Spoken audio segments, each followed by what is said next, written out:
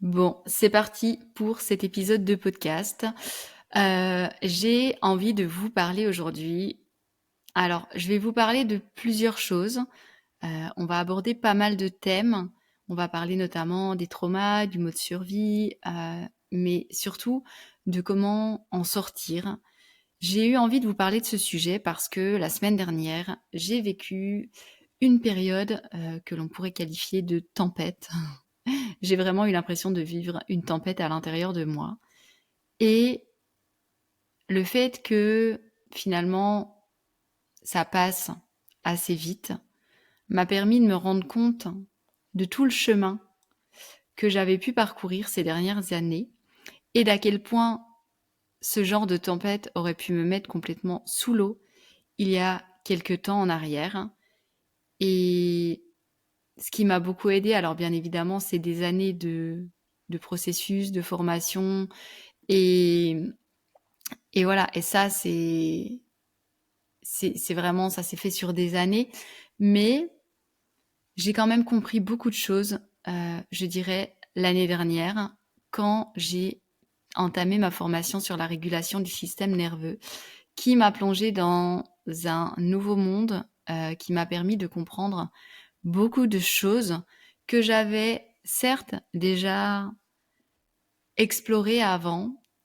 J'avais déjà compris qu'il y avait un gros impact psychosomatique, que ce que l'on vivait émotionnellement à l'intérieur de nous se répercutait sur notre corps, notamment via des maux physiques. Euh, mais pour autant, il me manquait des clés de compréhension. Et ces clés de compréhension, je les ai vraiment eues l'année dernière.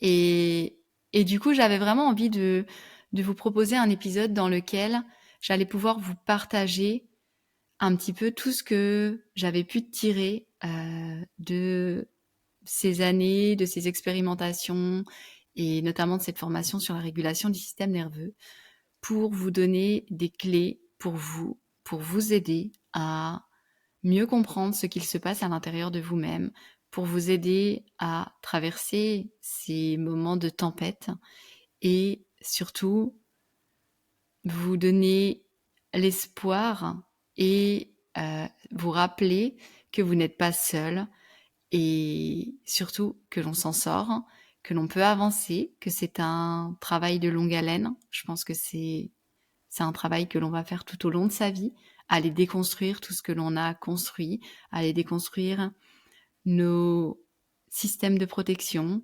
aller ramener de la sécurité à l'intérieur de nous-mêmes là où on vivait une grande insécurité. Et voilà, je vais démarrer. On va attaquer avec le trauma. Je vais commencer par vous parler du trauma parce que c'est un peu le point de départ et c'est ce qui va se réactiver en permanence tout au long de votre vie. Euh, le trauma, alors pendant longtemps, j'ai considéré le trauma comme quelque chose qui ne me concernait pas, puisque pour moi, un trauma, c'était quelque chose qui était vraiment extrêmement violent. Et j'avais pas la sensation que c'était mon cas parce que pour moi, j'avais certes vécu des deuils qui avaient été compliqués, mais c'était pas des traumas.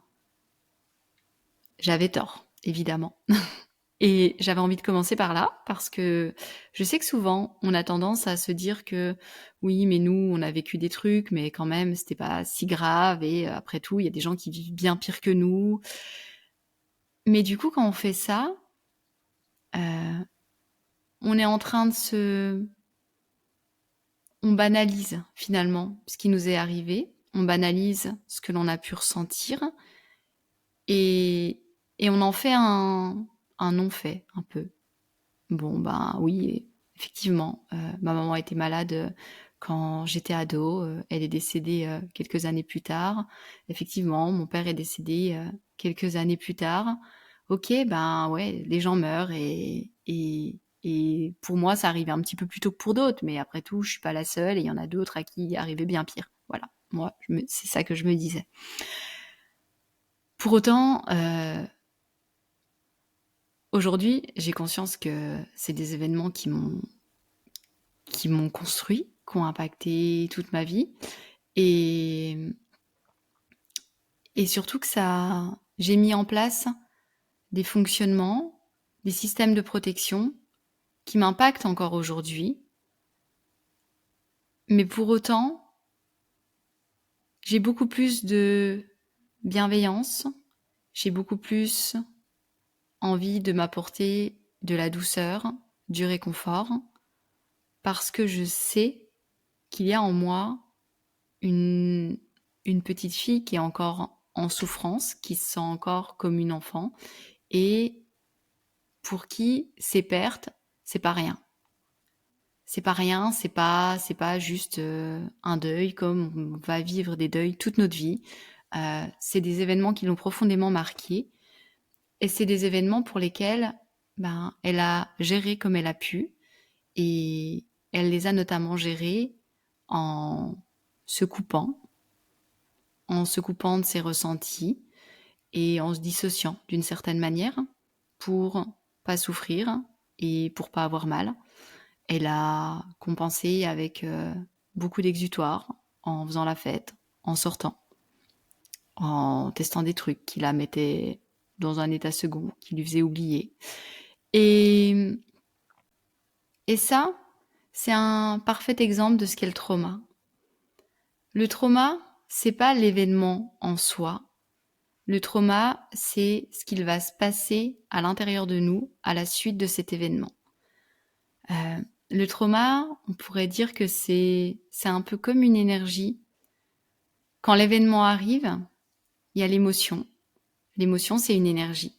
Et l'émotion, soit on la laisse passer, on la vit, soit on la bloque et on la stocke. Et le problème, c'est que plus on stocke, et plus on va arriver à un moment où on va être à une sorte de trop-plein. Et quand on arrive au trop-plein, ça explose. Et ça peut donner tous ces symptômes que l'on peut ressentir après avec des crises d'angoisse, une anxiété qui est là un petit peu en permanence. Et c'est important de le comprendre. L'émotion, dans l'idéal, on aurait besoin de la vivre, sauf que parfois, c'est trop dur de la vivre. Et c'est ce qui s'est passé pour moi. Alors, j'ai envie de dire que plus on est sensible, donc coucou les hypersensibles, il y a de fortes chances pour que vous vous soyez construit une jolie petite armure autour de vous. Pourquoi on a autant de troubles associés à l'hypersensibilité? Je pense par exemple, je vais parler de ceux que j'ai connus, mais les addictions, les troubles du comportement alimentaire, c'est fréquent que ça aille avec l'hypersensibilité. Mais pourquoi? Parce que quand on est hypersensible, ces événements-là sont trop violents pour nous. Et du coup, on met des barrières, on trouve des moyens, des exutoires, on compense d'une manière ou d'une autre. Et c'est important de le comprendre aussi pour ramener beaucoup de bienveillance envers soi, envers cette part de nous qui est en souffrance. Pour en revenir au trauma, donc le trauma, c'est pas l'événement en soi, mais c'est vraiment ce qui se passe à l'intérieur de nous. Et le trauma, il s'inscrit dans notre système nerveux. Et c'est ce qui fait que l'on va entrer à force, par exemple, le trauma arrive une première fois. Et ensuite, il y a une insécurité qui se met en place dans notre système nerveux parce qu'on n'a pas réussi à gérer l'événement en sécurité, ni à retrouver de la sécurité. Et du coup, cet événement, il va être réactivé. Il va être réactivé tout au long de notre vie. Et c'est ce qui fait que on va petit à petit se retrouver coincé dans ce qu'on appelle le mode survie. Le trauma, c'est une déconnexion de soi-même. En fait, quand on vit un événement qui est trop difficile, c'est plus facile de se déconnecter de soi que d'affronter ce qui se passe à l'intérieur de nous-mêmes. Et en fait, ce qui se passe après, c'est que notre système nerveux, pour lui, c'est quelque chose qui l'a protégé. Donc, il va intégrer que se déconnecter de soi, c'est se protéger. Et c'est ce qui va pouvoir, par exemple, entraîner une réaction de figement.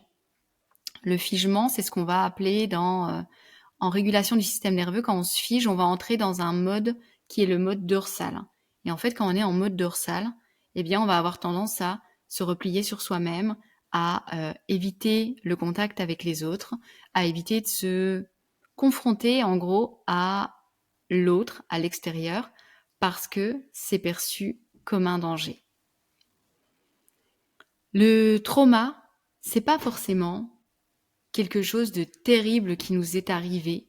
C'est-à-dire que, quand je dis ça, c'était terrible pour nous. Mais si on le regarde un petit peu d'un point de vue extérieur et généralement, on est beaucoup plus dur avec soi qu'avec les autres, on peut avoir tendance à minimiser, à se dire non mais attends, ça c'est pas très grave. Hein. Et des traumas, on en a tous. C'est pas forcément, là moi je vous ai donné mon cas en vous parlant de deuil, mais j'en ai plein d'autres des traumas qui n'ont rien à voir. Des traumas, typiquement parler en public, me retrouver face à un groupe de gens et devoir parler sur un sujet, pour moi c'est quelque chose qui est loin d'être facile. Et quand j'ai commencé à développer mon activité, c'était même quelque chose qui me mettait dans un état de stress terrible. Et il y a des choses que je me sens encore pas capable de faire, mais je sais que je vais travailler dessus en douceur et je vais y aller petit à petit. Mais ça, typiquement, ça peut être déclenché par des souvenirs d'école où vous avez dû vous retrouver face à la classe et présenter un exposé ou quelque chose et vous vous êtes complètement tétanisé. Eh bien, ça, c'est quelque chose qui va rester ancré comme un trauma. Et à chaque fois que vous allez vous retrouver dans une situation où vous allez devoir réitérer ce type d'événement, vous êtes dans une insécurité terrible. Le problème, c'est que si on reste coincé dans ce fonctionnement, en fait, on va être dans l'évitement. Et dès qu'on va se retrouver où il y aura une possibilité de se retrouver dans ces situations qui nous insécurisent, on va les éviter. Puis quand on n'aura pas le choix, typiquement, on va se retrouver en crise d'angoisse parce que on doit prendre la parole à un moment devant une assemblée ou et des fois c'est des choses toutes simples. Mais par exemple, vous allez en formation et vous êtes 10 dans la salle et vous devez vous présenter très rapidement, mais ça va vous mettre dans une angoisse terrible. Ça, c'est une réactivation d'un trauma que vous avez pu vivre plus tôt. Les traumas, 40% des gens ont vécu un trauma dans les 3 dernières années. Donc là, je parle d'un trauma initial.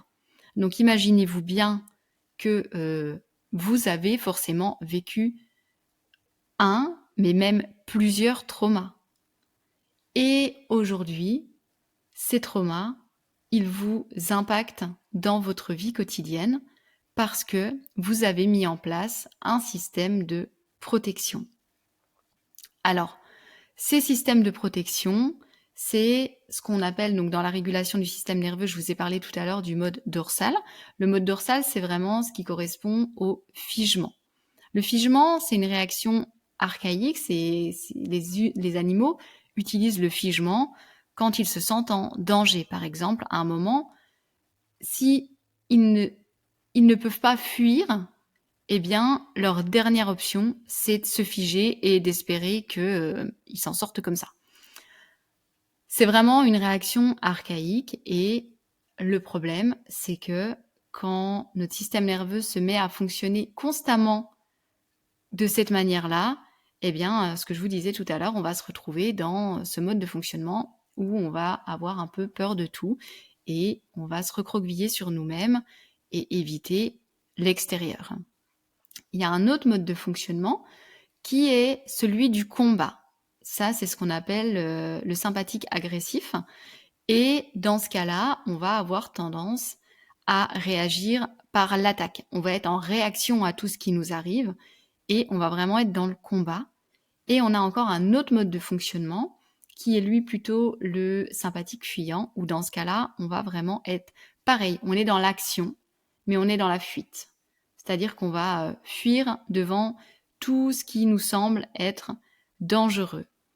Donc, tous ces modes de fonctionnement, c'est les signes d'un système nerveux qui est dérégulé. C'est les signes d'un mode de fonctionnement que l'on a mis en place pour se protéger, mais ce qui a pu te protéger à un moment, aujourd'hui, ça devient un handicap parce que ça se réveille en permanence. Et quand on est dans ces états, du coup, on est finalement en mode survie. Le mode survie, c'est ce qu'il se passe quand on va subir une répétition de stress, quand on va subir une répétition de réactivation de ces traumas.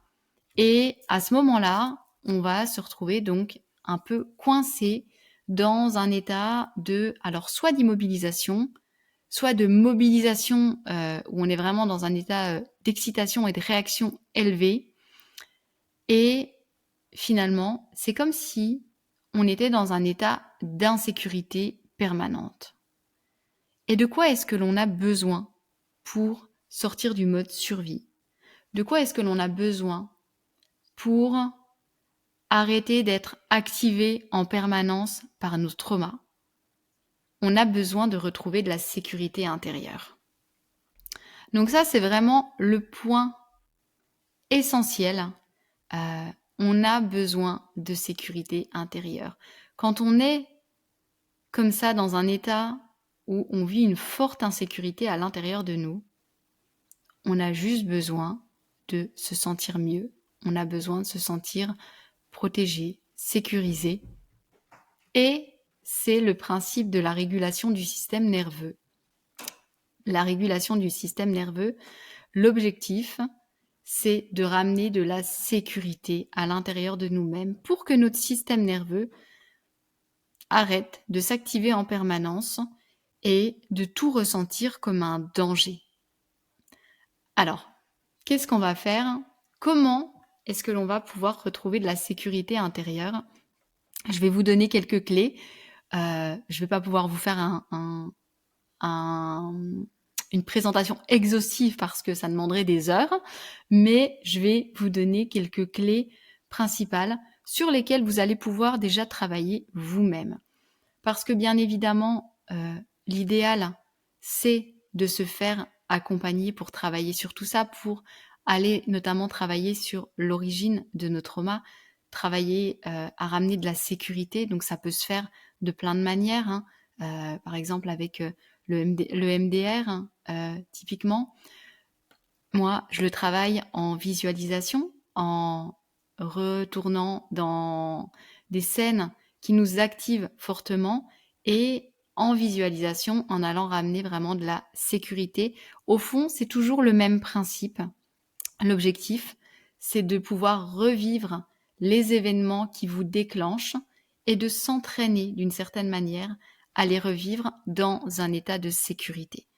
Et ça, c'est quelque chose que l'on va travailler en se faisant accompagner parce que justement, il y a la personne qui est à côté de nous et qui va pouvoir nous aider si jamais à un moment on repart un peu trop dans notre insécurité, à pas paniquer et du coup à nouveau fuir l'événement en disant non, j'y arrive pas, c'est bon, je laisse tomber.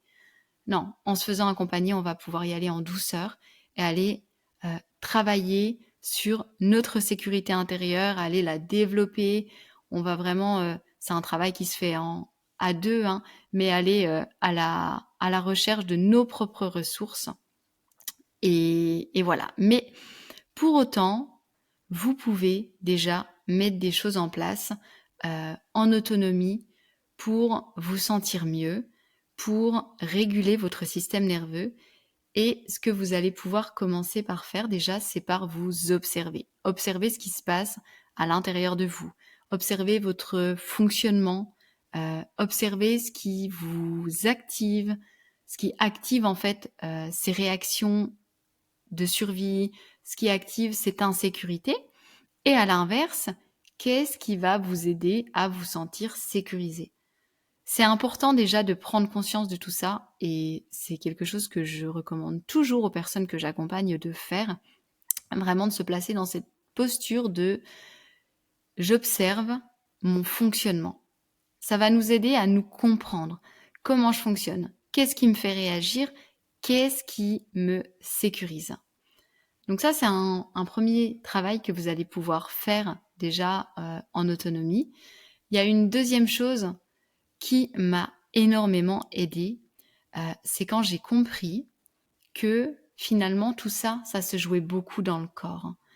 Parce que toutes ces émotions que vous n'avez pas réussi à vivre et à laisser finalement vous traverser et s'en aller, elles sont venues se stocker d'une certaine manière à l'intérieur de votre corps. C'est comme de l'énergie qui est bloquée dans certaines zones. Alors, on sait qu'il y a des zones qui retiennent principalement les émotions, par exemple, toute la zone des hanches, c'est une zone voilà, sur laquelle on va beaucoup pouvoir travailler. Là, récemment, j'ai investi dans une formation sur l'entraînement somatique, donc justement pour aller travailler sur la libération émotionnelle au niveau corporel. Mais vous pouvez tout à fait travailler déjà à travers, par exemple, le yoga. Le yoga est très très utile pour venir en douceur aller dénouer les zones de votre corps qui peuvent être un petit peu bloquées, limitées par toutes ces émotions non digérées finalement qui se sont stockées. Dans mon programme LC Happy, j'avais demandé à la professeure de yoga qui a créé des cours de yoga spécialement pour le programme d'inclure des exercices sur lesquels on allait travailler sur les hanches, par exemple, parce que voilà, c'était une manière de pouvoir travailler en douceur à libérer les émotions à travers des exercices de yoga, par exemple. On va également travailler sur toutes les dimensions de son équilibre. Il faut bien comprendre que si vous manquez de sommeil, si vous êtes très sédentaire et que vous avez tendance à vous maintenir dans certaines positions devant votre ordinateur où vous allez être en tension, la tension que vous avez dans votre corps, que ce soit par un manque de sommeil, parce que vous avez une alimentation qui est complètement déséquilibrée, parce que vous avez justement des tensions que vous cumulez, vous faites pas beaucoup d'activité physique, tout ça, ça va envoyer un signal d'insécurité à votre corps et vous avez vraiment besoin de travailler sur l'ensemble. Quand je parle de travailler sur toutes les dimensions de l'équilibre, c'est par exemple travailler au niveau de votre alimentation en fournissant des nutriments essentiels au bon fonctionnement du système nerveux. C'est veiller au bon fonctionnement du microbiote. Le microbiote, c'est notre système nerveux également. Tout est relié et il faut bien comprendre que les informations vont dans les deux sens, du cerveau au corps, mais également du corps au cerveau. On sait aujourd'hui que le microbiote joue un grand rôle. Donc ça, par exemple, ça aura un impact. Les oméga 3 sont essentiels pour le fonctionnement du système nerveux et on ne les a pas forcément dans notre alimentation. On va pouvoir parler du sommeil, par exemple. Le sommeil, on a besoin d'avoir un sommeil qui est équilibré, réparateur. L'activité physique, alors attention à l'activité physique, quand on a un système nerveux qui est dérégulé, on va pas aller faire des activités qui sont trop, on va dire, on n'est pas dans la performance. On est vraiment dans des activités plutôt douces, de la marche, de la natation par exemple, du vélo, vraiment le yoga, toutes ces activités qui vont être beaucoup plus dans la douceur, dans le respect, et surtout, on va pas aller activer le système sympathique qui est déjà bien souvent en hyperactivation. Donc encore une fois, ça c'est des choses on va pouvoir adapter en fonction de comment on est, notre tempérament, dans quel état on est actuellement. Si on est en dorsale, on va pouvoir plus facilement aller faire des activités physiques parce qu'on est plutôt dans un état d'inhibition. Si on est dans une hyperactivation tout le temps, on va plutôt aller chercher des choses qui vont nous aider à relâcher. Donc voilà, tout ça, on va dire que ça s'adapte en fonction de qui on est. La respiration, pareil, c'est quelque chose d'essentiel. Souvent, on respire, on est vraiment dans le haut de notre corps. Et du coup, on a une respiration qui est très courte et qui envoie constamment à nouveau un signal d'insécurité. C'est comme si on était en alerte tout le temps. On est là, on respire par le haut de notre corps, on respire vite et on envoie ce message constamment de danger. Attention, peut-être qu'il y a un danger autour de moi, je suis prêt à réagir. Vraiment, ça va être important d'aller chercher une respiration ample qui va redescendre donc jusque dans le ventre pour envoyer un message de sécurité à notre corps. Voilà déjà quelques infos sur toutes les dimensions donc de cet équilibre. Alors ça, c'est quelque chose, si ça vous intéresse vraiment de travailler sur le fond, c'est ce que vous allez retrouver dans mon programme Healthy and Happy.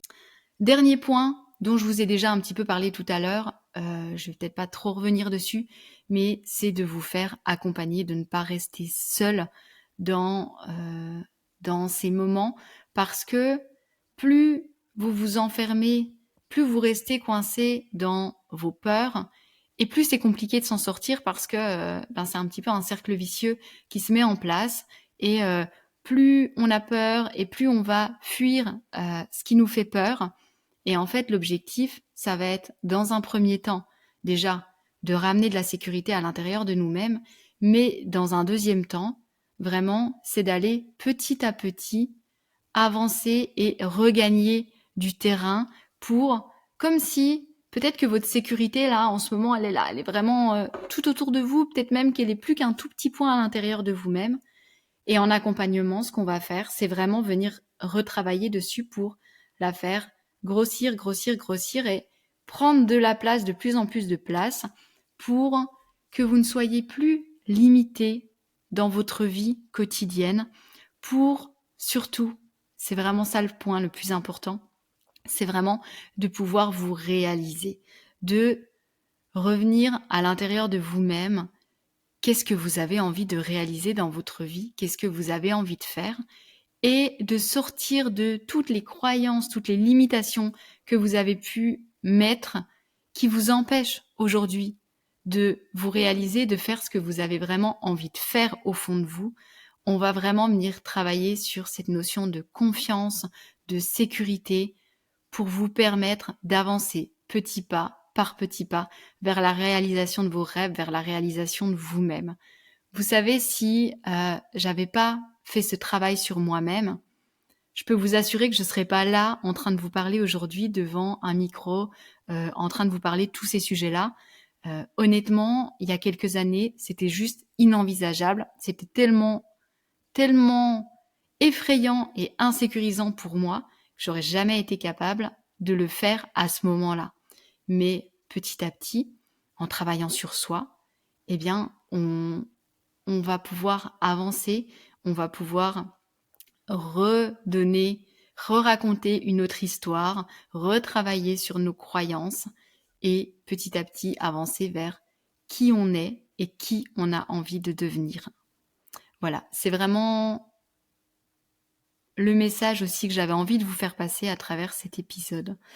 Pour peut-être résumer un petit peu tout ce que je vous ai partagé, on a parlé du trauma, donc le trauma que l'on a tous vécu. On a tous vécu des traumas dans notre vie et c'est important d'en prendre conscience.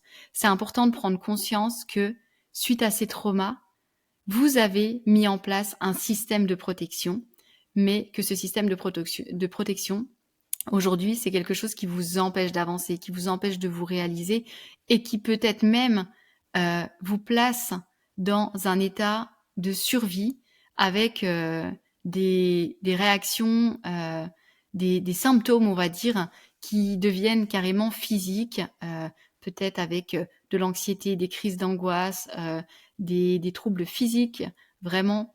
Et, et c'est important de prendre conscience que on n'est pas obligé, on n'est pas coincé en fait dans ce mode-là, dans ce fonctionnement, et on va pouvoir travailler dessus. C'est ce que vous allez pouvoir travailler. Donc déjà peut-être vous-même en revoyant votre équilibre, en cherchant à travailler sur toutes les dimensions vraiment de cet équilibre, en comprenant votre fonctionnement, en comprenant qu'il y a des choses qui vous sécurisent et qui vous insécurisent, et que vous allez pouvoir petit à petit ramener davantage de sécurité intérieure notamment en mettant le plus souvent possible au programme de vos journées des choses qui vont venir vous aider à ramener de la sécurité, mais également petit à petit en ramenant de la sécurité sur les choses qui étaient pour vous insécurisantes.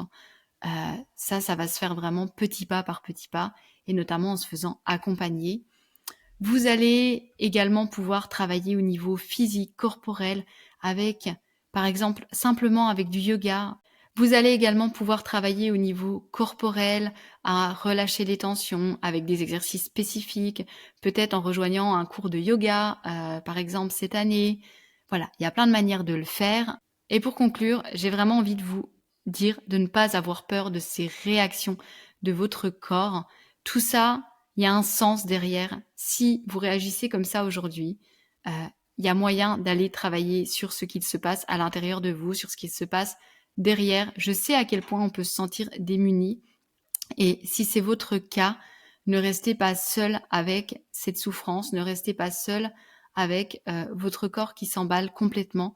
Allez voir quelqu'un, faites-vous aider, faites-vous accompagner, et commencez peut-être déjà par travailler sur toutes les clés que je vous ai données. Vraiment, ça va vous aider. Écoutez, j'en ai terminé avec cet épisode de podcast. N'hésitez pas à me faire un petit retour sur Instagram, par exemple, pour me dire ce que vous en avez pensé. N'hésitez pas à laisser une note aussi à ce podcast pour m'aider à gagner en visibilité. Et je vous dis à très bientôt pour un prochain épisode de podcast. Allez, bye bye!